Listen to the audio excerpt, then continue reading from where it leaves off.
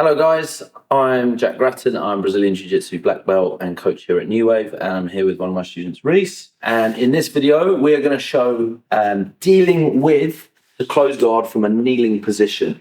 Okay, so I've got a few techniques to show you. So first of all, in terms of hand placement, hands in the lapels, knuckles to the armpits. Okay, if we're shuffled back, that's a good place to be. Both hands on one lapel here like this. This is a good place to be.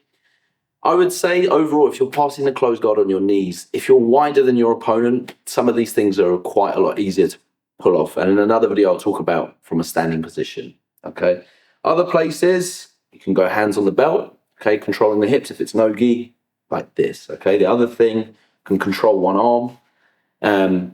But in terms of dealing with it, actually staying on our knees from here. First one, very, very basic. This is something that I teach in kids' classes. It's quite easy for them to understand. But if I go hands on the lapels here like this, stops the person from being able to posture up and get hold of you. I can go either hands on the belt, ideally maybe hands on the trouser line down here like this. Okay, and look, I'm going to put one of my knees in between the legs, and look, I'm going to sit my legs in a V from this position. So look at my left leg. It's going to go right out. So you see that space that Reese is holding tension on? It becomes harder and harder. So look, even if I push back here, there we go. That's it. Hold it again, please, Reese. So look, knee in between the legs. I'm out here. I'm controlling the posture like this. I push down on the knee from that position. I can start to step over. So that's one way of dealing with the closed guard on your knees. Another way will be controlling the wrist and passing it over. Okay, a little bit more unorthodox, but you do see people do it. Again, it's all about what your preferred style is. So look here, I'm going to control the wrist like this. I'm going to sprawl, get my chest and shoulder towards the abdomen. I have to be really quick. If I grab someone's wrist from here, there's always a chance they might ignore me, they might circle their hand out and I lose the grip. So look, once I'm here, look, 1, 2, and I sprawl. If we just move your head this way, please, Reese. So look, if I sprawl from here, if the sprawl isn't good, this is really difficult to pass over. But look, up on my toes, big sprawl, I walk my hips forward, I trap the arm here.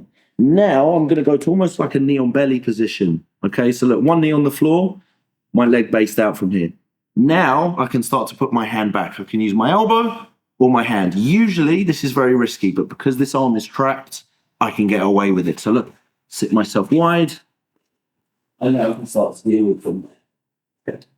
If we go to one of the final ones from here, okay, is the Roger Gracie stack style passer. And I will caveat this with that most of the time when we're passing on our knees, there's a lot more risk involved, okay? But for some people, it works really well. So with this one here, again, there is a lot of risk involved, but I am setting up with an underhook. Gonna have to be quick. Very unusual that I would do this inside someone's closed guard. But look, I'm gonna get an underhook. I'm gonna get my elbow over the head from this position, really walk my hips towards Reese's head, and look at my right arm. It pushes Reese's spine from here. So look, I'm walking. Sometimes the guard pops open, sometimes it stays closed. And look from here, I'm gonna reach back, start to open that closed guard. Now look, really quick posture from then. There are other ways of doing it where you can be a little bit slower. What I've found teaching it, watching people roll, is just being very quick from that position at posturing out to avoid being triangled. But as long as you're controlling this and you're setting it up, you know what you're doing, gives you a little bit more time, you've got the advantage. Okay, guys? So that is 3 ways of dealing with the closed guard on your knees.